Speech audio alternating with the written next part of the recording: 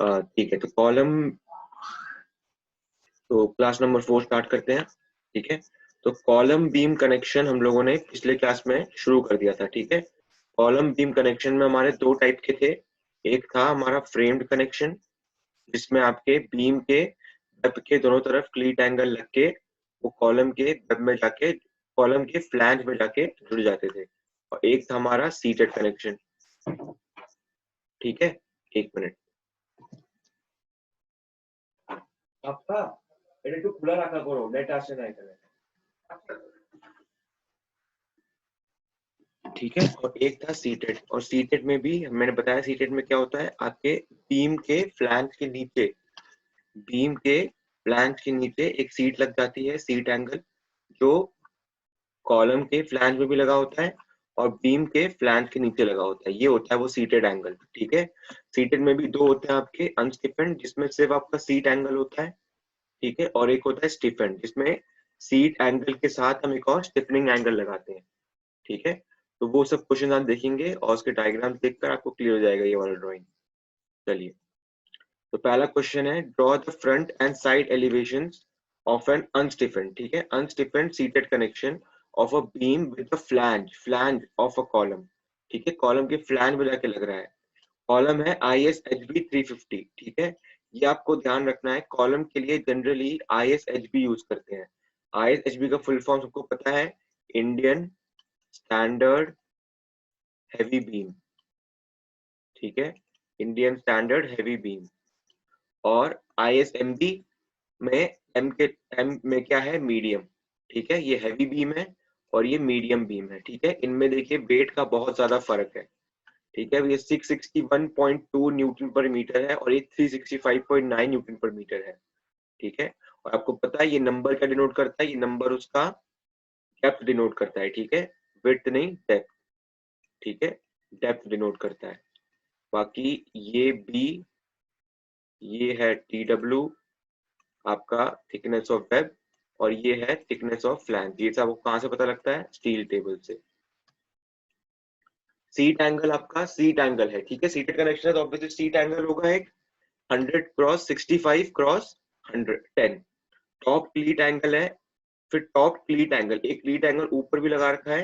वो मैंने बताया था किस लिए होता है, आपका जो बीम बेंड होता है या ट्रांसफर्स जाता है उसके अगेंस्ट फोर्स लगाने के लिए क्लीट एंगल ऊपर लगाते हैं। Diameter of rivet 20 meter, 20 mm already given है। चलिए देखते हैं कैसे करते हैं इस क्वेश्चन को। From steel table for ISHB 350 at the rate 661.2 Newton पर मीटर। आप लोग अपना स्टील टेबल खोल के रखिए ताकि वो समझ में आए कौन से पार्ट्स हम ले रहे हैं उसके। D 250 है, उसका बिट 250 है, वेब का थिकनेस 8.3 है। गेज फिर से इनने 140 mm यूज कर रखा है। गेज कैसे 140 mm तक पहुंचते हैं मैंने बता दिया था आपको, तो वो सब आपको खुद समझ लेना है। फिर आपका थिकनेस ऑफ फ्लैंज 11.6 है। फिर ISMB 250 के लिए आपके सेम डायमेंशन के कितने वैल्यूज हैं वो हमने देख लिए।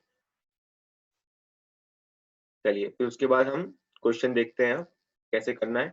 ये है आपका कॉलम। ठीक है, ये आपका कॉलम है ISHB 350। ठीक है, ISHB 350।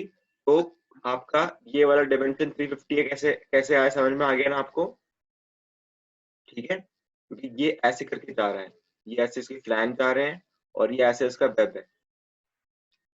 ठीक है, तो ये इसका डेप्थ 350 है। उसके बाद इसके साथ आके जुड़ रहा है ये बीम, ये बीम आप आके इसके साथ जुड़ रहा है। ये कॉलम है, उसमें यहाँ पे ऊपर हमने क्लीट एंगल लगा दिया, नीचे हमने सीट एंगल लगा दिया। और इसमें फिर जो ये क्लीट एंगल है, क्लीट एंगल 90 क्रॉस 90 क्रॉस 10 का है। इसमें इनने एज डिस्टेंस जो यहाँ से लेकर यहाँ तक का एज डिस्टेंस है वो 50 mm का यूज किया है। और सीट एंगल 100 क्रॉस 65 क्रॉस 10 के लिए 60 mm का यूज किया है। तो ये देखिए एज डिस्टेंस अगर हम निकालेंगे, मिनिमम एज डिस्टेंस होता है 1.5 D नॉट, उससे अगर निकालेंगे 35 से 40 के बीच में आएगा। बट इनने उससे कहीं ज्यादा यूज किया है एज डिस्टेंस। वो इसलिए क्योंकि यहाँ पर आपका बेंड है, 90 डिग्री बेंड है। 90 डिग्री बेंड से रिवेट को जितना आप दूर रखें उतना बढ़िया है।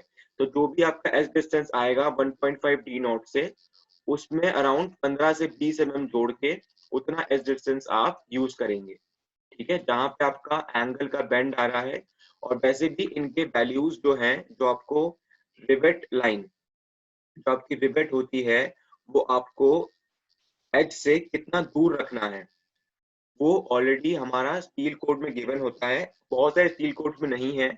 मैं आपको इसका एक टेबल बना के अगले क्लास में बताऊंगा कि कितना रिवेट को इसके कॉर्नर से दूर रखा जाता है। जैसे आप देखोगे यहाँ पे 90 क्रॉस 90 क्रॉस 10 है, तो ये 90 वाला लेग है, 90 वाला लेग, और ये भी 90 वाला लेग है। तो यहाँ पर इसका जो बेंड है, इसका जो राइट एंगल बेंड है, उससे रिवेट को 50 दूर लगाया गया है, और ये वैल्यूज फिक्स्ड होती है। ठीक है, आप 1.5 डी नॉट करेंगे तो उससे ज्यादा ही है ये। ठीक है, तो 1.5 डी नॉट करके आप निकालेंगे, उससे ज्यादा ही वैल्यू है। कितना ज्यादा है वो फिक्स्ड होता है। और यहाँ पर आपका seat angle ISA 100 cross 65 cross 10 है। तो यहाँ पर आपको ये चीज ध्यान रखनी है कि ये अनइक्वल एंगल है। अनइक्वल एंगल समझते हैं आप? अनइक्वल एंगल में इनके जो लेग्स होते हैं, उनका डायमेंशन, उनकी लेंथ अलग अलग होती है। तो अनइक्वल एंगल में आपका जो लॉन्गर लेग है, ये लॉन्गर लेग है आपका। ठीक है, ये लॉन्गर लेग कितने का है? 100 का है। 100 का लॉन्गर लेग जो है वो किसके साथ लगेगा? वो बीम के साथ लगेगा। ठीक है, ऐसा कुछ समझ में आ गया आपका? अगर सीट एंगल अनइक्वल एंगल का यूज हो रहा है, तो उसमें अनइक्वल एंगल का जो लॉन्गर लेग है, जो लॉन्गर लेग है, वो आपका बीम के साथ जुड़ेगा। बीम के साथ जुड़ेगा। बीम के साथ जुड़ेगा लॉन्गर लेग। ठीक है, ये आपको ध्यान रखना है। बाकी यहाँ पर देखिए, यहाँ पर भी 60 का एज डिस्टेंस यूज किया है इस वाले रिवेट के लिए, और इस वाले रिवेट के 35 का। ठीक है, दोनों अलग है। ठीक है, दोनों सेम नहीं यूज कर रखे हैं। तो ये वैल्यूज कहाँ से आती है? ठीक है, ये मैं आपको अगले क्लास में बताऊंगा। ये देखिए, सीट एंगल और क्लीट एंगल में क्या डिफरेंस है, ये एक स्टूडेंट ने पूछा है। सीट एंगल देखिए, एक तो इसके सपोर्ट के लिए यूज हो रहा है। ठीक है, प्लस यहाँ से जो लोड आएगा वो सीट एंगल में जाएगा। जो बीम में लोड आएगा वो सीट एंगल में जाएगा, और सीट एंगल से कॉलम में जाएगा। क्लीट एंगल का क्या है? क्लीट एंगल ये है कि समझ लीजिए आपका ये बीम ऐसे बेंड हो गया। ठीक है, तो ये ऐसा एक फोर्स लगाएगा, ऐसा एक फोर्स लगा रहा है। तो इसके अगेंस्ट काउंटर फोर्स लगाने के लिए ये क्लीट एंगल लगा रखा है। ठीक है, ये क्लीट एंगल लगा रखा है इसको काउंटर फोर्स लगाने के लिए। अगर क्लीट का आप लिटरल मीनिंग में देखेंगे, तो क्लीट का लिटरल मीनिंग भी ऐसा ही कुछ होता है कि होल्डिंग इन पोजीशन। ठीक है, holding in position, holding it in position. तो यहाँ पर क्लीट एंगल क्या कर रहा है? वो होल्ड कर रहा है उसको। ठीक है, देखिए दिखने में सेम है, दिखने में सेम है, दोनों में ही एंगल यूज करते हैं, बस इनका जो ड्यूटी है वो अलग अलग है। ठीक है, इनके जो असाइंड रोल्स है वो अलग अलग है। ठीक है, तो ये मेरे ख्याल से फिगर समझ में आ गई है। ये जो डिस्टेंस है, ये जो डिस्टेंस है, आप वैसे जरूरी नहीं है कि आप बार बार स्टील टेबल को वो कीजिए, बार बार स्टील टेबल को खोलिए ये वाला डिस्टेंस देखने के लिए। आप देख भी सकते हैं कि एक बहुत ही नॉर्मल सा एक यहाँ पे सीरीज फॉलो हो रही है कि अगर 100 का लेग है, 100 का लेग है, तो उसमें एटलीस्ट 55 टू 60 का edge distance for the first rivet from the corner of the angle use हो रहा है। अगर 65 का है 35 यूज होगा, और अगर 90 का लेग है तो 50 यूज होगा उसके लिए। तो ये आप देख सकते हैं हर एक क्वेश्चन में इनने, और सीट एंगल ज्यादातर यही यूज होते हैं। ठीक है, बाकी अगर कोई नया सीट एंगल आ गया तो उसके लिए आप क्या करना, बस 1.5 डी नॉट करके उसमें 15 से 20 जोड़कर, 15 से 20 जोड़कर आप रिवेट का डिस्टेंस दे देना उसके कॉर्नर से। पर ध्यान रखना, देखिए जैसे यहाँ पे 65 है, तो 65 के लिए अगर आप 1.5 इंटू 22 करेंगे तो 33 आएगा। ठीक है, 30, क्योंकि हमारा 20 का डाया है, तो 1.5 इंटू 21.5 करना चाहिए। 22 को मैंने बस उसको राउंड ऑफ कर दिया है। तो अगर आप 15 से 20 जोड़ेंगे तो 50 आ जाएगा। ठीक है, तो इसका आपको ये भी ध्यान रखना है कि आपको यहाँ पर भी तो उसके एज डिस्टेंस मेंटेन करना है ना। तो आपको इतना नहीं दे देना है यहाँ पर कि वो बिल्कुल लेग के बिल्कुल कोने में लग जाए रिवेट। तो आपको ये भी ध्यान रखना है, ठीक है। रिवेट्स का जो पोजीशन है एंगल्स के साथ, ये बहुत इंपॉर्टेंट है, ठीक है, आपको ये ध्यान रखना है, ठीक है। तो अगर आप नहीं चाहते हो कि बार बार आप बार बार सीट अपने स्टील टेबल को रिफर करें, तो आप लोग इसको याद भी रख सकते हैं कि 90 mm के लेग के लिए 50 mm का नॉर्मल फर्स्ट रिवेट के लाइन में, फर्स्ट रिवेट के लाइन का डिस्टेंस फ्रॉम कॉर्नर, 100 के लिए 60 mm, ऐसे आप ध्यान रख सकते हैं। बाकी अब आगे बढ़ते हैं। 50 mm का समझ में आ रहा है क्या है? इसी को अगर इस साइड से देखेंगे तो आपको ये दिखेगा, ठीक है। ये बताइए ये वाला, ये क्या है, ए क्या है और बी क्या है, बताओ मेरे को, तभी मेरे को समझ में आएगा कि आपको ये व्यू समझ में आ रहा है। ए क्या है और बी क्या है, लिखो चैट पे, ए क्या है और बी क्या है। हाँ बिल्कुल, बिल्कुल सही नीरज मिश्रा, रोटेशनल स्टेबिलिटी जो होती है आपकी, जिसकी वजह से बेंड हो रहा होता है। ए स्क्लीट एंगल, बी सीट एंगल, ठीक है, बिल्कुल सही बोल रहे हो आप लोग, ठीक है। ये आपका बी सीट एंगल, ए स्क्लीट एंगल, ठीक है। बाकी ये आपका बीम है, ठीक है, और ये आपका फ्लैंज है कॉलम का, फ्लैंज ऑफ कॉलम। मेरे ख्याल से बीम कॉलम का ये वाला कनेक्शन, ये कौन सा कनेक्शन था बताओ, ये स्टिफेंड था कि अनस्टिफेंड था, बताओ। स्टिफेंड है या अनस्टिफेंड है, ये कौन सा कनेक्शन किया है हमने? आपको ड्राइंग देखकर समझ में आना चाहिए कि स्टिफेंड है कि अनस्टिफेंड है, ठीक है, अनस्टिफेंड है ये, क्योंकि इसमें सिर्फ सीट एंगल लगा हुआ है। चलिए फिर, तो मेरे ख्याल से समझ में आ चुका है ये क्वेश्चन। बाकी जो हम लोग गेज यूज कर रहे थे, वो गेज यहाँ पे देखिए 65 mm का गेज यहाँ पे यूज कर रहे हैं, ठीक है। ये 90 mm का आपको लेग दिख रहा होगा, ठीक है। 65 mm का गेज, गेज कैसे यूज किया है, ठीक है, आपको ध्यान होना चाहिए इसका, ठीक है। 250 mm 125 आपका ये ISMB 250 था मेरे ख्याल से, ये मेरे को ध्यान से याद नहीं, ISMB 250 ही था मेरे ख्याल से ये। तो उसमें आपका जो विड्थ ऑफ फ्लैंज था वो 125 mm था, तो उसके हिसाब से इन लोगों ने गेज डिसाइड किया है।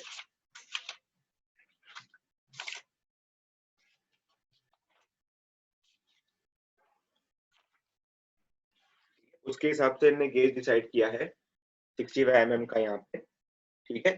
तो आपको ये ध्यान रहना चाहिए कि आपका जो सीट एंगल है, उस सीट एंगल का विड्थ जो होगा और क्लीट एंगल का जो विड्थ होगा, वो ऑब्वियसली आपके बीम के फ्लैंज विड्थ के इक्वल होगा। तो उसके हिसाब से आपको गेज निकालना है। इसका गेज 7 में 65 कैसे आया? अगर आप एच डिस्टेंस देखेंगे, कितना एच डिस्टेंस हमें रखना है, तो 1.5 डी नॉट करिए आप, 1.5 इंटू 20 1.5, ठीक है। 35 मान लीजिए इसको, तो 35 दोनों साइड से हमने जोड़ दिया। अगर 35 हमने दोनों साइड से कर दिया तो 70 mm आ जाएगा, ठीक है। और टोटल 125 mm है, तो 125 माइनस 70 करेंगे तो कितना आएगा आपका? 55 के आसपास आएगा, ठीक है। तो इन्हें 35 mm का यूज नहीं किया होगा, 30 mm का यूज कर लिया होगा इनने, ठीक है, एज डिस्टेंस। तो उसके हिसाब से भी आपका आ जाएगा, ठीक है। कैसे इनने यूज किया, इनने 1.5 इंटू 20 कर दिया, क्योंकि 20 mm का रिवेट आया है, बट 20 नहीं होना चाहिए, 21.5 होना चाहिए, हमें भी पता है ये, ठीक है। तो आप इसके हिसाब से गेज डिस्टेंस आप गेज कर सकते हैं, कितना गेज डिस्टेंस आपका आएगा। चलिए आगे बढ़ते हैं। अब जो हमने गेज डिस्टेंस यूज किया था ISHB 350 के लिए, कॉलम के लिए, वो था 140 mm का। तो 140 mm का गेज डिस्टेंस यहाँ पे कहीं यूज आया नहीं है। चलिए फिर नेक्स्ट क्वेश्चन देखते हैं। Draw the front and side elevation of a column and two beams, ठीक है। यहाँ पे इस बार दो बीम्स आ रहे हैं, सीटेड कनेक्शन है, ठीक है। अनस्टिफेंड है कि स्टिफेंड है, वो डिपेंड करेगा क्वेश्चन में क्या क्या गिवन है, ठीक है। कहीं यहाँ पे स्टिफनिंग एंगल गिवन है, कहीं यहाँ पे स्टिफनिंग एंगल का डायमेंशन गिवन है, नहीं है, तो ऑब्वियस सी बात है ये अनस्टिफेंड कनेक्शन है, ठीक है। ये कंफ्यूजन क्वेश्चन में नहीं रहे, क्वेश्चन में देख के वो समझ में आएगा स्टिफनिंग है कि अनस्टिफनिंग है। Are connected when two beams are connected to both the flanges, ठीक है, बोथ द फ्लैंजेस। ये कॉलम आ रहा है आपका, यहाँ पर एक बीम आ रही है एक फ्लैंज में, यहाँ पर एक बीम आ रही है दूसरे फ्लैंज में। चलिए, तो ISHB 350 है, ये सेम चीजें हैं।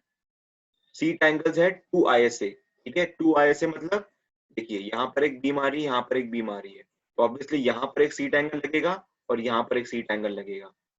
अब सीट एंगल का क्या डायमेंशन है, 100 क्रॉस 65 क्रॉस 10।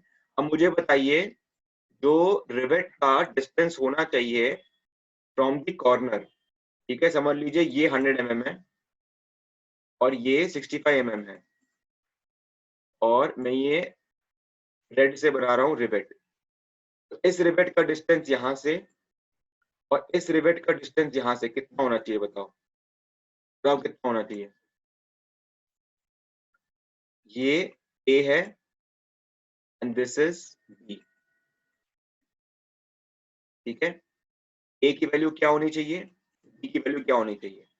करेक्ट आंसर आ गए मेरे पास अभी 60। बी की वैल्यू बताओ, बी की 35, ठीक है। चलिए सही बोल रहे हैं। और ये बताइए इसका ये जो ये कौन सा, ये लॉन्गर लेग है, लॉन्गर लेग है, तो लॉन्गर लेग कहाँ लगेगा बताओ।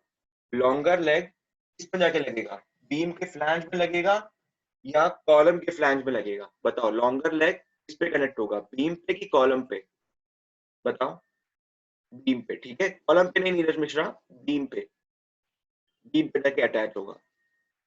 चलिए तो मेरे ख्याल से ये सब क्लियर है, ठीक है। अब देखिए डायमीटर ऑफ रिवेट में पिछले बार कंफ्यूजन आई थी हम लोगों को कि सर अगर ऐसे कॉलम है और यहाँ पे एक फिलर प्लेट लग गया है और यहाँ पे उसके बाद एक एंगल लग रहा है, तो बताइए सर ये रिवेट का जो डाया है, ये रिवेट का जो डाया है जो हम अनवाइंड फॉर्मूला से निकालते हैं 6.05 अंडर रूट टी, तो इसमें थिकनेस क्या आएगी, ठीक है।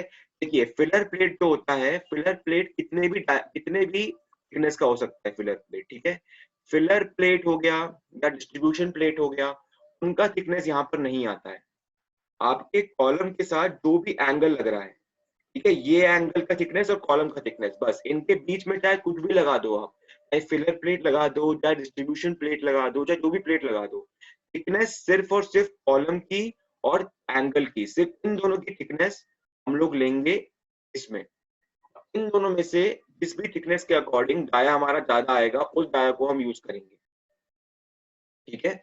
अब जनरल भी सोचो, जैसे आपका दो प्लेट जुड़ते थे, ऐसे दो प्लेट जुड़ते थे और उसमें एक कवर प्लेट लगता था ऊपर नीचे, यहाँ पर भी तो हम रिवेट लगाते थे, यहाँ भी रिवेट लगाते थे, उसके लिए सिर्फ T1 इस प्लेट की थिकनेस और T2 इस प्लेट की थिकनेस हम लेते हैं, ठीक है। तो कनेक्टिंग प्लेट्स है, जो कनेक्टिंग मेन मेंबर्स हैं उन्हीं का लेंगे, ठीक है। टी मैक्स ही लेंगे, ठीक है, टी मैक्स ही लेंगे हम 6.05 in under root T max, ठीक है।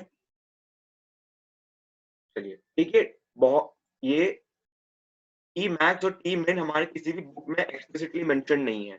तो बहुत सारे बुक में ऐसा हो सकता है कि वो टी मिन के अकॉर्डिंग उन्होंने ले लिया हो, ठीक है। वो कंफ्यूज नहीं होना है, एक्सप्लिसिटली कहीं भी गिवन नहीं है। बट डिजाइनिंग में अगर डिजाइनर्स से अगर आप कभी पूछोगे तो टी मैक्स के अकॉर्डिंग ही करते हैं, ठीक है।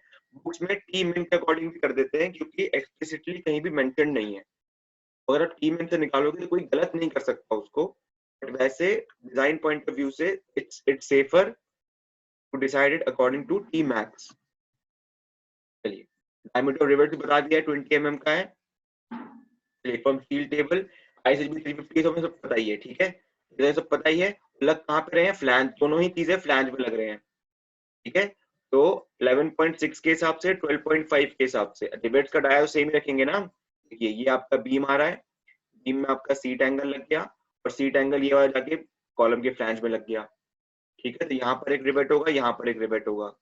ये वाला रिवेट किस किस इस एंगल की थिकनेस और कॉलम की थिकनेस के हिसाब से डिसाइड होगा, और ये वाला रिवेट का थिकनेस बीम के फ्लैंज का थिकनेस और इस एंगल की थिकनेस के हिसाब से डिसाइड होगा, ठीक है। बाकी इन लोगों ने कॉमन ले लिया है, इन लोगों ने बोला आप 20 mm की डाया से ही कीजिए, कोई दिक्कत नहीं है, ठीक है। तो 20 mm के आसपास ही आएगा अगर आप उस अनवाइंड फॉर्मूले से भी निकालेंगे। एक मिनट हम निकाल के देख लेते हैं, क्योंकि हमारा हाईएस्ट थिकनेस क्या है 12.5 का, तो अंडर रूट 12.5 इंटू 6.05 21.38 के आसपास आ रहा है। तो ये मेरे ख्याल से 22 mm का डाया यूज होना चाहिए था यहाँ पे, पर ठीक है 20 mm का यूज किया है। तो मैंने वही वही कहा, minimum thickness maximum thickness explicitly mention नहीं है, तो क्या पता है इन्हें टी मिनिमम के हिसाब से निकाला हो, ठीक है। तो ये भी करेक्ट है, but वैसे इट्स सेफर टी मैक्सिमम के हिसाब से करें आप। अगर रिवेट डाया नहीं किया मैंने तो आप टी मैक्सिमम से भी निकाल सकते हैं, कोई उसमें कोई वो नहीं है, डाउट नहीं है। तो ये आपके फिगर्स आ गए। बाकी आपका जो रिवेट का ये वाला डिस्टेंस है, ये मेरा आपने मेरे को बता ही दिया करेक्टली, 60 mm, 35 mm, 50 mm, ठीक है, ये हमारा क्लीट एंगल है, ये हमारा क्लीट एंगल है, ये हमारा सीट एंगल है। ठीक है, सीट एंगल का लॉन्गर लेग आपका बीम के फ्लैंज से कनेक्टेड है। इसमें बस ये डिफरेंस है कि दो बीम लग रहे हैं, तो कोई ज्यादा डिफरेंस नहीं है। जो यहाँ पे आपने ड्राइंग बनाई थी पिछली बार वही आपको लेफ्ट में बनानी है, क्योंकि दोनों बीम का थिकनेस वगैरह प्रॉपर्टी सारा सेम है, तो कोई अलग तो है नहीं। और यहाँ से अगर देखेंगे ना, आपको ये दिख जाएगा, गेज वे सब कुछ वही नॉर्मल वही यूज किया है, कोई इसमें डिफरेंस नहीं है। मेरे ख्याल से इस क्वेश्चन में कोई डाउट नहीं होना चाहिए, बस इसमें ये है कि एक और दो बीम लगे हुए हैं इसमें, बस यही डिफरेंस था। चलिए अब देखते हैं अनस्टेबल सीटेड कनेक्शन फिर से of a beam to the flange of a column. तो मेरे ख्याल से इसमें कोई डिफरेंस है नहीं, ये नॉर्मल क्वेश्चन ही है। ठीक है, जिसमें फिर से मेरे को बता देंगे एक बार, इसके लिए और इसके लिए फिर से बता दीजिए। रिवेट का minimum distance from the corner of the turn बता दीजिए मेरे को। तो फिर बता दीजिए मुझे जो सीट एंगल है इसमें 100 mm किसके साथ लगेगा, बीम के फ्लैंज के साथ। ठीक है, और मिनिमम मिनिमम डिस्टेंस क्या होगा रिवेट का कॉर्नर से 60 mm, 65 के लिए क्या होगा 35 mm, और 90 mm के लिए क्या होगा 50 mm। किसी को अगर समझ में नहीं भी आ रहा है तो मैंने बता दिया आपको, 1.5 डी नॉट करके आप उसमें 10 से 15 mm का इजाफा करके उसको यूज कर सकते हैं कॉर्नर से रिवेट के डिस्टेंस के लिए। बाकी अगर 65 mm जितना छोटा लेग है, लेग का लेंथ छोटा है, तो आप उस हिसाब से उसको करेक्ट कर लीजिएगा। चलिए फिर आपको समझ में आ चुका है, तो इसका डायग्राम भी मेरे ख्याल से कोई वो नहीं है। ठीक है, इसमें बस ये है कि आपका एज डिस्टेंस वगैरह भी यूज हुआ है, कहाँ यूज हुआ है। एज डिस्टेंस 35 mm का कहाँ पे यूज किया है हमने, एज डिस्टेंस 35 mm का हम किस लिए यूज करेंगे 65 mm के लिए। ठीक है, इसमें हमने कोई इजाफा नहीं किया 10 से 15 का, 10 से 15 का इजाफा सिर्फ हम वहीं पे करेंगे जहां पर हमारा लेग लंबा हो।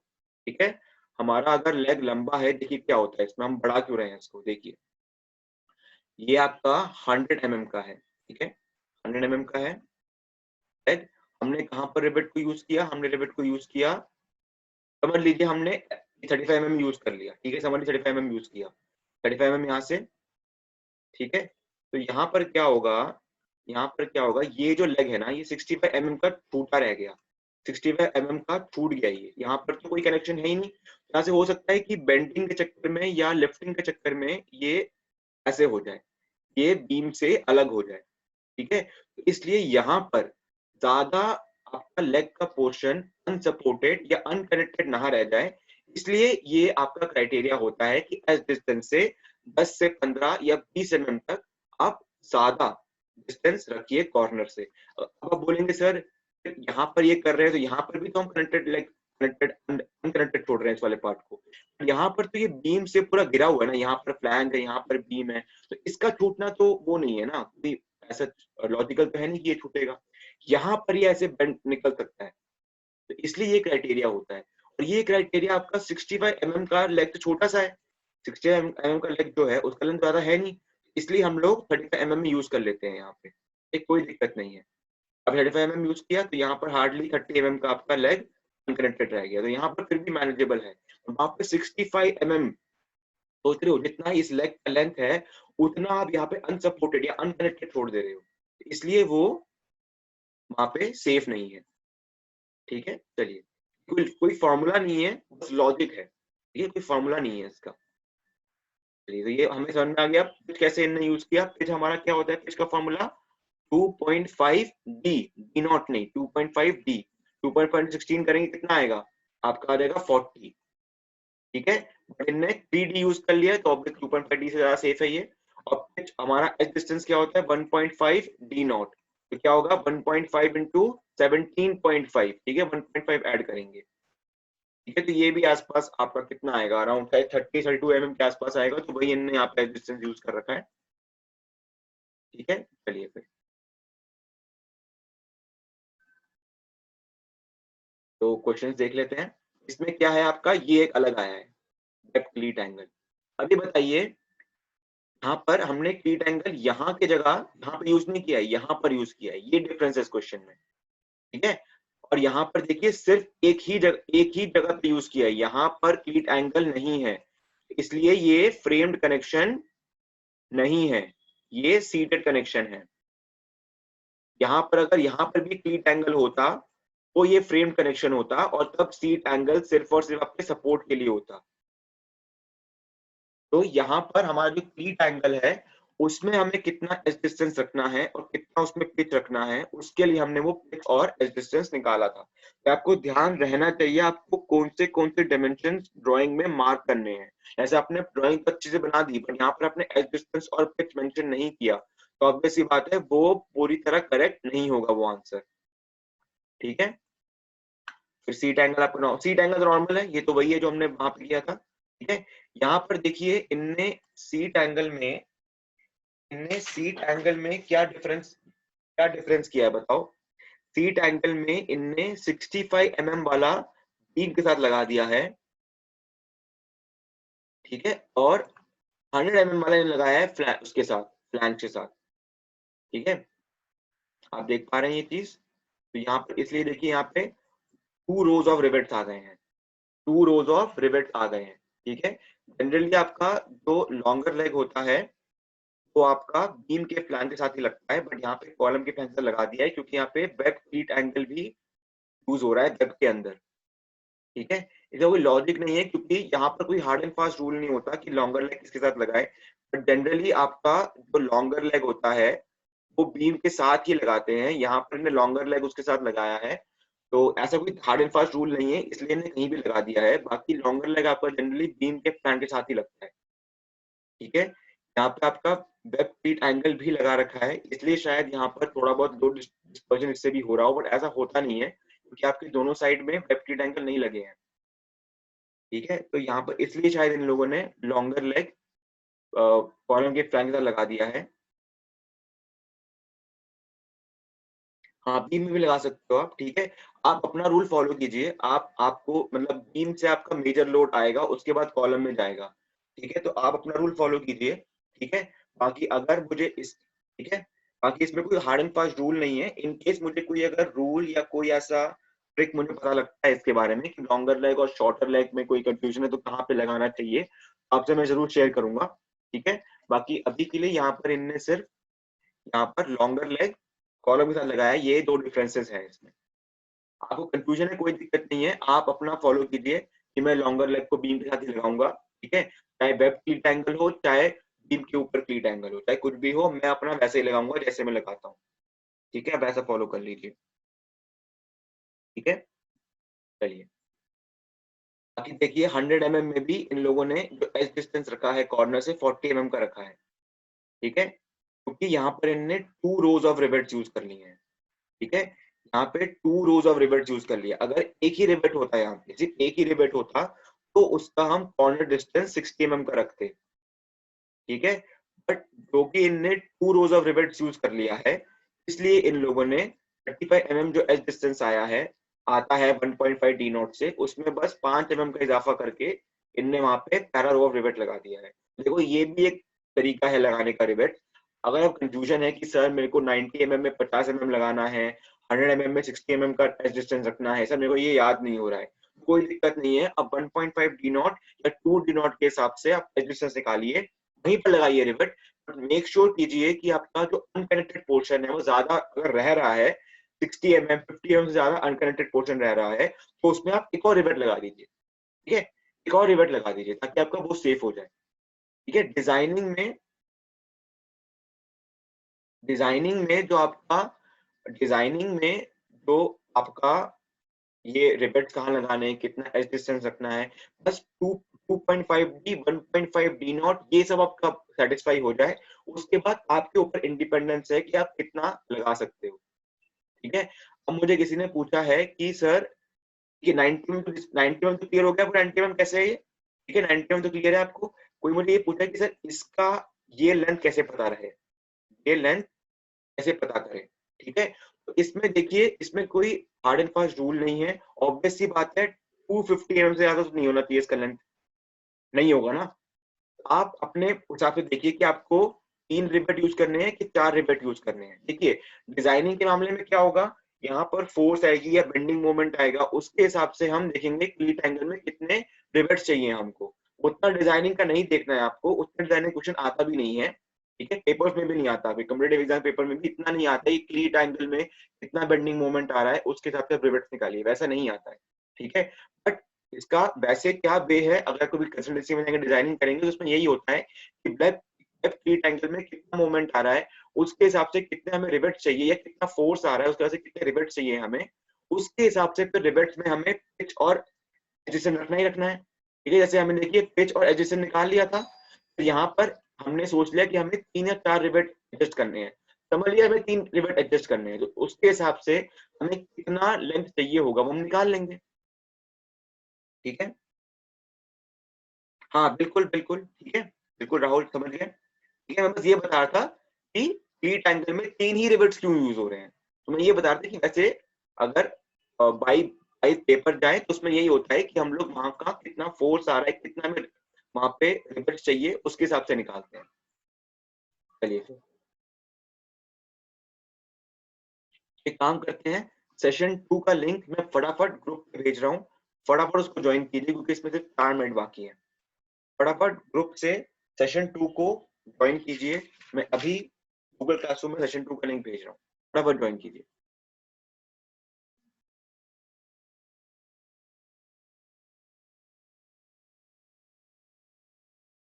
चलिए फिर शीट 8 तक हम समझ गए थे। ठीक है, यहाँ पे सिर्फ ये डिफरेंस था, क्लीट एंगल आपके बीम के वेब में लग रहा था। ठीक है, सिर्फ ये डिफरेंस था आपका, बाकी ये मैं आपको समझा ही दिया है कि यहाँ पे 2 लाइन्स ऑफ रिवेट्स यूज किए हैं, इसलिए पहले लाइन ऑफ रिवेट का हमने जो एज डिस्टेंस है 60 mm नहीं रखा। तो ये भी एक तरीका है, अगर आपको वो 60 mm 50 mm 35 mm के वैल्यूज याद नहीं है तो आप ऐसे भी कर सकते हो कि 2 लाइन ऑफ रिवेट्स लगा दो ताकि आपको एज डिस्टेंस बहुत ज्यादा ना रखना पड़े। तो आपको ये मेक श्योर करना है जो अनकनेक्टेड पोर्शन है लेग का वो ज्यादा ना हो। ठीक है, पिच तो अलग ली है, 50 mm की पिच ली है यहाँ पे 50 mm की पिच ली है, 65 mm का गेज लिया है। गेज को समझ में आ गया है गेज कैसे लेते हैं वो तो समझा ही दिया मैंने आपको। बाकी पिच अगर 50 mm का 100 mm में पिच अलग ली है, हाँ वो तो अपने अपने हिसाब से ली ना उनने, मैंने वो कहा ना आपको बस 1.5 D not for edge distance और 2.5 डी फॉर पिच, इन दोनों को सेटिस्फाई करना है, उसके बाद आपके ऊपर है आप इससे ज्यादा कितना पिच ले रहे हो, कितना गेज ले रहे हो, कितना एज डिस्टेंस ले रहे हो, आपके ऊपर है उस पर। ठीक है, तो इंडिपेंडेंस है आपके ऊपर एज अ डिजाइनर, तो ऐसे ऐसे कोई रूल नहीं है 50 mm यहाँ पर 50 mm यहाँ भी यूज करना पड़ेगा, ऐसा कोई रूल नहीं है। 16 mm का हमारा था ना, तो 2.5 इंटू 16 करेंगे कितना आएगा आपका 40 mm के आसपास आएगा, तो 40 mm का रेट यूज कर लिया इनने, उतना ही यूज कर लिया यहाँ पे। ठीक है, उतना ही यहाँ पर इनने पिच यूज कर लिया। चलिए आगे बढ़ते हैं, तो ये क्वेश्चन है draw the front and side elevation of an unseparated connection of a beam to the web of a column. अब क्या है,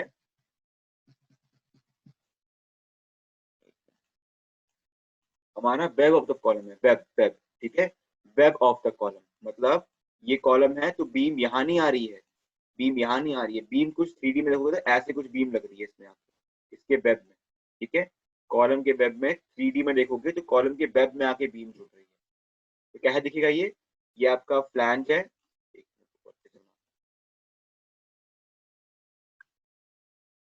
ये आपका फ्लैंज है। ठीक है, आपके बीम का कॉलम का फ्लैंज है ये। ठीक है, तो उसमें कुछ आपका ऐसा बीम आएगा। ठीक है, ऐसे बीम का ही सेक्शन आएगा और 3D में देखोगे तो ऐसे जा रहा होगा ये। ठीक है, ऐसे करके आएगा। ठीक है, यहाँ पर नहीं आ रहा, वो कॉलम के वेब में आके जुड़ रहा है। ठीक है, तो ये डिफरेंस है। Seat angle 100 cos 65 cross 10, web क्लीट angle भी लग रहा है, वेब क्लीट एंगल लग रहा है। ठीक है, वेब क्लीट एंगल मतलब अगर ये आपका कॉलम है और ऐसे करके आपका बीम आके जुड़ रहा है तो बीम में यहाँ पर एक क्लीट एंगल भी लग रहा है और यहाँ पे आपका सीट एंगल लग रहा है।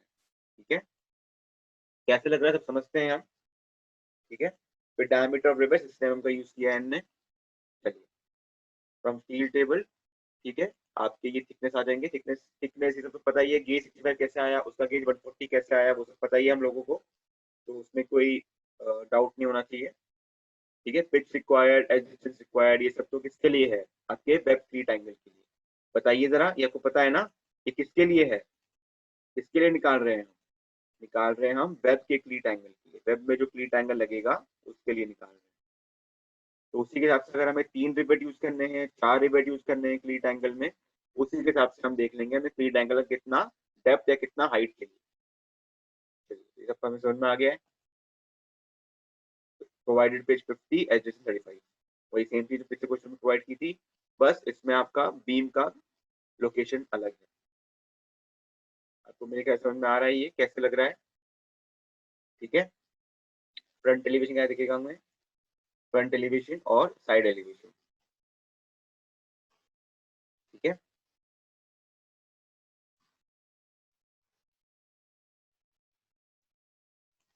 ये आपका कॉलम का वेब है। कॉलम का वेब ऑब्वियसली दिखेगा थोड़ी ना हमें। ठीक है। कॉलम में, कॉलम का ये ऐसे अगर वेब है तो कॉलम के वेब में आके जुड़ रहा है। ठीक है। कॉलम के वेब में आके जुड़ रहा है, इसलिए ड्राइंग थोड़ी सी अलग लग रही है आपको। ठीक है। बाकी ये हमारा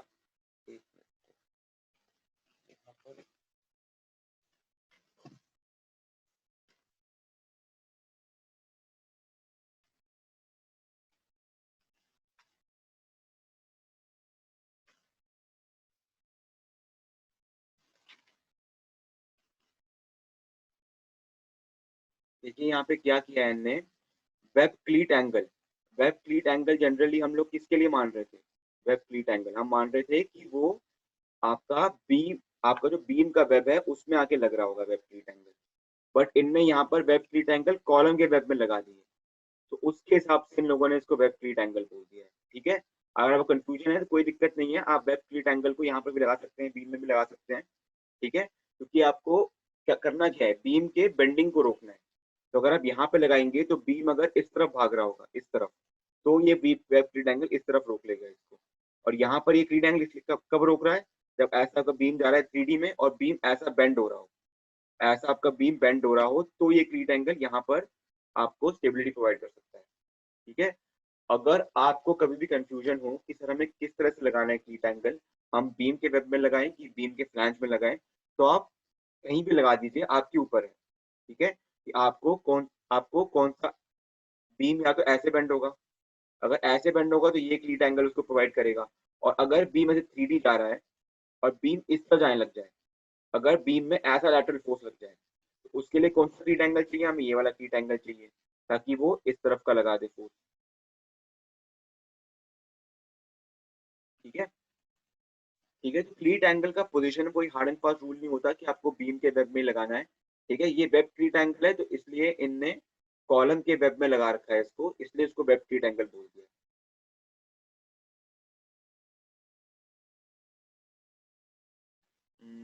साइड और फ्रंट एलिवेशन इंटरमिक्स लग रहा है, इंटरमिक्स लग रहा है कि इंटरचेंज लग रहा है आपको?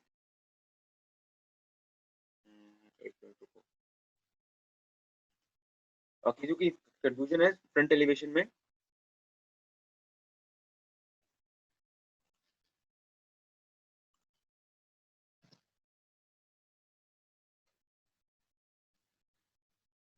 हाँ बिल्कुल सही कह रहे हो आप, बिल्कुल सही कह रहे हो। इंटरचेंज ही है। ठीक है। इंटरचेंज ही है। ये देखिए इन, ऐसे तो जो हम फ्रंट लेते हैं उसके हिसाब से ये फ्रंट होना चाहिए। ठीक है। जिसको हम फ्रंट मान रहे हैं उसके हिसाब से तो यही होना चाहिए फ्रंट, और ये होना चाहिए साइड। ठीक है। मैं ये आपको चेंज करके ग्रुप में अपलोड करूंगा पीडीएफ को। ठीक है। कोई चिंता की बात नहीं है। ये फ्रंट है। इसको ही अगर आप साइड से देखेंगे तो आपको दिखेगा कि ये आपका बीम सामने की तरफ 3D में जा रहा है। ठीक है। जैसे दिख रहा है हमें यहाँ पर। ठीक है। हमें यहाँ पे दिख रहा है। और उसमें हमें इसका वेब नहीं दिख रहा होगा, कॉलम का वेब नहीं दिख रहा होगा, इसलिए कॉलम का वेब डॉटेड है हमारा। ठीक है। कॉलम का वेब इसलिए हमारा डॉटेड है, और उसमें आके, उसके वेब में आके ये बीम जुड़ जा रहा है। ठीक है। तो बहुत ही बढ़िया ऑब्जर्वेशन था, वेरी गुड। तो आपको ये सब भी थोड़ा सा पता होना चाहिए, कभी कभी मिसप्रिंट भी हो जाते हैं। मिसप्रिंट तो क्या ही है, उनके हिसाब से फ्रंट अलग था, बट हम फ्रंट इसी को मानेंगे तो हम फ्रंट अभी तक मानते आए हैं। तो हम अभी तक फ्रंट को मानते आए हैं, उसी को हम फ्रंट मानेंगे। तो हमारा फ्रंट तो यही है। जब हम कॉलम को इस तरफ से देखेंगे तो हमारा बीम जाता हुआ दिखेगा, बीम का सिर्फ आई सेक्शन दिखेगा हमको। और इसी को जब हम इस साइड से देखेंगे तो हमको दिखेगा कि बीम ऐसे बाहर जा रहा है, और कहाँ से जा रहा है, किसमें जुड़ रहा है, वो नहीं दिखेगा हमें। ऑब्वियसली बात है ना, वेब नहीं दिखेगा हमें। ये डॉटेड लाइन बहुत इंपॉर्टेंट है। ठीक है। ये डॉटेड लाइन आपको दिखाने हैं क्वेश्चन में, तभी हमको समझ में आएगा कि आपको व्यूज समझ में आ रहे हैं। ठीक है, बाकी देखिए आपका 100 mm का सीट एंगल है, उसमें फिर से इनने 100 mm के लॉन्गर लेग को लगा दिया है इसके साथ, और 60 mm का डिस्टेंस रखा है। तो मैंने आपको बता दिया है, अगर आपको कंफ्यूजन है तो कोई दिक्कत नहीं, आप 2 रिबट्स लगा दीजिए यहाँ पर। ठीक है, और आपको एडजस्टेंस समझ में नहीं आ रहा है तो ठीक है, तो इसमें कोई डाउट? इस व्यू को आपको याद रखना है, ये साइड है इसलिए मिटा नहीं रहा हूं मैं, ये साइड है ये फ्रंट है। ठीक है, मेरे ख्याल से ये क्लियर है ये वाला डायग्राम। ठीक है, इसके बाद एक और क्वेश्चन है पीडीएफ में, उसका आंसर नहीं है, वो आपको खुद ट्राई करना है एक बार, फिर हम उसको अगले क्लास में समझेंगे। उसमें आपके 4 बीम्स लग रहे हैं। ठीक है, एक ही कॉलम में 4 बीम्स आके लग रहे हैं। ठीक है, और उसमें कॉलम को कुछ नहीं है, कॉलम को क्या बोल रखा है, स्टैंचियन बोल रखा है उसको। ठीक है, आपके कॉलम का एक और नाम होता है, उसको बोलते हैं स्टैंचियन। ठीक है, अब इसका प्रोनाउंसिएशन क्या है वो मुझे भी अच्छे से नहीं पता है, पर मेरे को ये पता है कि ये स्टैंचियन एक तरीके का आपका जो फ्रेम्ड स्ट्रक्चर होते हैं, फ्रेम स्ट्रक्चर में जो आपका कॉलम वाला पार्ट रोल रोल अदा करता है, जो मतलब कॉलम जैसा आपका कंप्रेशन झेलता है, उसी को हम स्टैंचियन बोलते हैं। ठीक है, अब इसको स्टैंचियन बोलते हैं या स्टैंकियन बोलते हैं, जो भी है प्रोनाउंसिएशन इसका वो आप देख लीजिएगा। तो स्टैंचियन जो होता है वो कॉलम ही होता है, इसमें बस ये है। तो देख लेते हैं क्वेश्चन को एक बार, तो मेरे ख्याल से ये क्वेश्चन में आ गया है, उस क्वेश्चन को देख लेते हैं। Draw front and side elevation of a stipend. एक मिनट रुको, हमारा एक स्टिपेंड सीट कनेक्शन ही बाकी है, रुको हमारा एक स्टिपेंड सीट कनेक्शन बाकी है, इसके बाद वो क्वेश्चन है। पहले क्वेश्चन देख लेते हैं। अब हमारा stipend seat connection, stipend seat connection में क्या होता है, हमारा जो नीचे सीटेड एंगल होता है, जो सीट एंगल होता है वो भी स्टिपेंड होता है एक और एंगल से। ठीक है, तो यहाँ पर देखिए, यहाँ पे एक तो स्टिपेंड सीट कनेक्शन लिखा ही हुआ है, प्लस हमें वर्टिकल स्टिफनर भी गिवन है, 80 क्रॉस 80 क्रॉस 8 170 mm लॉन्ग, ये भी गिवन है हमें, इसका डेप्थ भी गिवन है, मतलब हाइट भी गिवन है। और ये कौन सा सीट एंगल है, 80 क्रॉस 80 क्रॉस 8 का, डायमीटर 16 mm का, thickness thickness of filler plate. अभी फिलर प्लेट कहाँ पे लग रहे हैं जाकर ये हम देखेंगे। ठीक है, उसके बाद हम समझते हैं, तो आपको समझना पड़ेगा। तो ISHB 350 ISHB 250 आपको डायमेंशन पता ही है, हम लोग ये यूज कर रहे हैं अभी तक। ठीक है, pitch required, edge distance required वही है, वही सेम चीज। ये कहाँ पर यूज होगा पिच और एज वो हम देख लेंगे। आपको कोई भी क्वेश्चन हो चाहे ये यूज होना हो, आपको ये चीज दोनों निकाल के रखनी है, ताकि कहीं पर आपको अगर पिच और एज डिस्टेंस यूज करना हो तो आपको ये देखना हो कि तो मिनिमम हमें लेंथ चाहिए, मिनिमम पिच और मिनिमम एज डिस्टेंस चाहिए, उससे ज्यादा का ही एज डिस्टेंस ऑफ पिच हम यूज कर रहे हैं। ठीक है, आपको निकाल के रखना है एक गाइडिंग क्राइटेरिया जैसा, आपको गाइड करेगा कि आप edge distance of pitch use कर रहे हैं वो सही यूज कर रहे हैं। चलिए तो आंसर देख लेते हैं, ये है हमारा क्वेश्चन आंसर। ठीक है, तो इसमें सबसे पहले हमारा ये बीम लग कहाँ पे रहा है, ये बीम कहाँ पे लग रहा है ये नहीं गिवन है। ठीक है, तो इन लोगों ने बीम को लगा दिया है वेब में जाकर। ठीक है, तो अगर आपका नहीं गिवन है क्वेश्चन में तो कोई दिक्कत नहीं है, आप बीम को यहाँ भी लगा सकते हो। ठीक है, क्योंकि यहाँ पे क्वेश्चन में गिवन नहीं है, जहां तक मेरे को दिख रहा है गिवन क्वेश्चन में नहीं है। ठीक है, क्वेश्चन में गिवन नहीं है तो वहां भी कहीं भी लगा सकते हैं। ठीक है, बाकी ये देखिए आपका फिलर प्लेट, आपको मेन ये समझना है कि स्टिफन किया कैसे है इसको। देखिए अगर 3D में देखेंगे ना, तो ये आपका सीट एंगल है, ऐसे जा रहा है सीट एंगल। ठीक है, उसमें जाकर आपका एक और एंगल लग जाता है ऐसे। ठीक है, एक और एंगल लग जाता है ऐसे। ठीक है, अब इस एंगल का जो हमारा डेप्थ बताया कितना बताया, 170 mm। तो 170 mm किस साइड है ये भी आपको पता रहना है। ये साइड नहीं होगा 170, ऑब्वियसली बात है, ये साइड नहीं हो सकता 170। ठीक है, हमारा 170 ये वाला। ठीक है, आपका जो स्टिफनिंग एंगल है वो तो खत्म हो जाएगा कहीं ना कहीं, तो उसके साथ एक एक्स्ट्रा हम लेंथ लगाएंगे नीचे। ठीक है, मतलब आपका एंगल क्या है, आपका एंगल इस तरफ आ रहा है, ऐसे लग रहा है आपका एंगल। ठीक है, ऐसे आपका एंगल लग रहा है। ठीक है, उसमें ये आपका 80 है और ये आपका 80 है। ठीक है, आपको समझ में आ रहा है स्टिफनिंग एंगल कैसे लग रहा है, ये आपका 80 है, ये आपका 80 है, और ये जो लेंथ है, आप बोलोगे सर यहाँ पर तो इनने 170 का यूज कर लिया, बट 80 क्रॉस 80 का ही तो वही है। तो वही बता रहा हूँ, 80 क्रॉस 80 ये है, बाकी ये जो उसका लेंथ है, ये लेंथ तो 80 नहीं होगा ना, ये लेंथ ना 80 होगा, ये तो उसका लेंथ है, तो हम लोग एंगल का लेंथ यूज करते थे, वो वाला लेंथ है ये। तो वो कितना गिवन है 170 mm का, तो भाई इनने यूज कर लिया, उसी के लिए इनने पिच और एडजेसेंस निकाला था। ठीक है, अब ये जो एंगल है ये तो ऐसे लगा हुआ है, ये एंगल ऐसे लगा हुआ है, ऐसे करके, और जो हमारा स्टिफनिंग एंगल है वो ऐसे लगा हुआ है। ठीक है, ये स्टिफनिंग एंगल के साथ ये हमारा वो लगा हुआ है सीट एंगल, और ये स्टिफनिंग एंगल लगा हुआ है।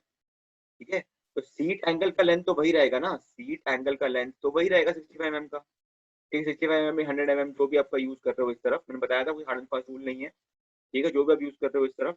ठीक है, और इसका लेंथ जो है वो तो 170 है ना, ऑब्वियस सी बात है, इसका लेंथ 65 या 100 जो भी है, उसके नीचे ये ज्यादा लेंथ तक जा रहा है नीचे, तो यहाँ पर ये जगह खाली रह जाएगी, एम्प्टी स्पेस है यहाँ पे एम्प्टी स्पेस आ जाएगा, तो उस एम्प्टी स्पेस में हमने क्या लगा दिया, फिलर। ठीक है, और कितना थिकनेस है, 10 mm, ऑब्वियसली बात, जितना आपका सीट एंगल का थिकनेस है उतना तो यूज करेंगे थिकनेस फिलर प्लेट का। तो क्या फिलर प्लेट समझ में आ गई सबको, फिलर प्लेट का लोकेशन समझ में आ गया, कहाँ पे लगा है। फिलर प्लेट जहाँ शुरू हो रहा है वहां पे आपका हैश दे, देखो यहाँ पे हैश है। ठीक है, तो फिलर प्लेट में क्या समझ में आ गया सबको, ठीक है, क्लियर है। और यहाँ पर फिर से ये हमारा फ्रंट एलिवेशन है, वो देखिए इनके इनका फ्रंट अलग है, हमारा फ्रंट अलग है। ठीक है, हम तो फ्रंट उसी को मानेंगे जो हम फ्रंट फ्रंट अभी तक मानते आए हैं। तो ये हमारे हिसाब से ये फ्रंट है और ये हमारा साइड है। इसको अगर इस साइड से देखेंगे आप, इस साइड से, तो आपका ऐसा दिखेगा। तो और यहाँ पे आपका वेब क्लीट एंगल यहाँ पे लगा हुआ है यहाँ। ठीक है, और बाकी ये आपका यहाँ तक आपका सीट एंगल है। ठीक है, उसके नीचे ये आपका फिलर प्लेट लग चुका है। ठीक है, ये आपका फिलर प्लेट लग चुका है।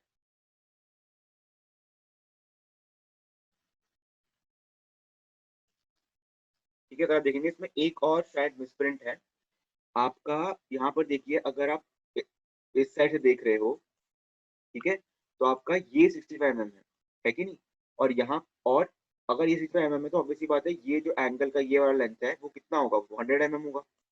ठीक है, बट यहाँ पर इनने इसको 65 बोल रखा है, थोड़ा कंफ्यूजन होगा आपको। ठीक है, इसको देखकर तो थोड़ा गलत है यहाँ पे। ठीक है, ये 65 नहीं होना चाहिए, 100 होना चाहिए। ठीक है, तो समझ में आया है, क्योंकि 65 ये है। ठीक है, या तो आप इसको 100 बना दीजिए, कोई दिक्कत नहीं, या तो आप इसको 100 बना दीजिए। ठीक है, या तो आप इसको 100 बना दीजिए। ठीक है, तो अभी तक हम क्या मान रहे थे कि हमने क्या रूल बना रखा है कि हम एंगल के लॉन्गर लेग को बीम के फ्लैंक से लगाएंगे। तो आप इसको 100 ना बनाकर इसको 65 रहने दीजिए और इसको 100 बना दीजिए। ठीक है, कंफ्यूजन तो नहीं है इस क्वेश्चन में।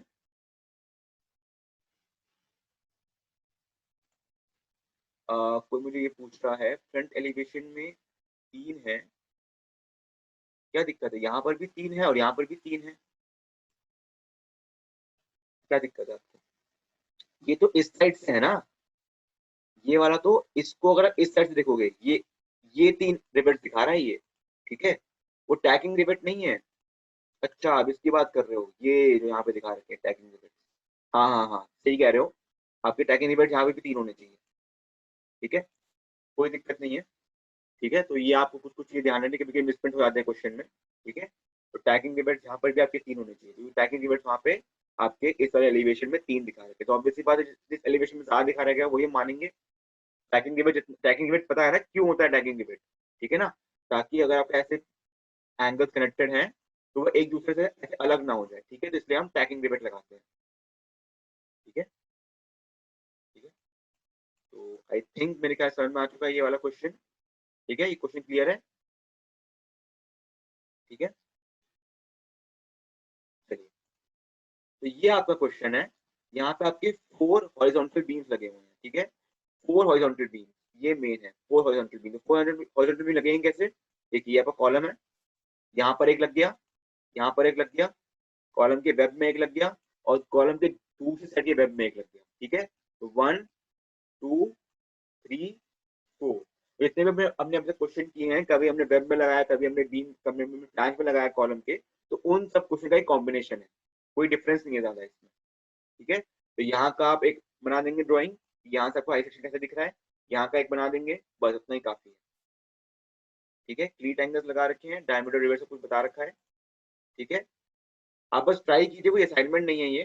ठीक है, आपका जो नेक्स्ट क्लास के बाद एक असाइनमेंट दूंगा उसमें आपको यही वाला क्वेश्चन करना होगा, उसमें डायमेंशन वगैरह चेंज कर दूंगा मैं। ठीक है, तो आपको ये वाला क्वेश्चन एक और एक क्वेश्चन आपको आगे का जिसमें हमने सेकंड सीट कनेक्शन यूज किया था वो क्वेश्चन करना पड़ेगा। ठीक है, दो क्वेश्चन दूंगा, एक तो ये वाला क्वेश्चन दूंगा और एक टिप एंड सीट कनेक्शन का दूंगा।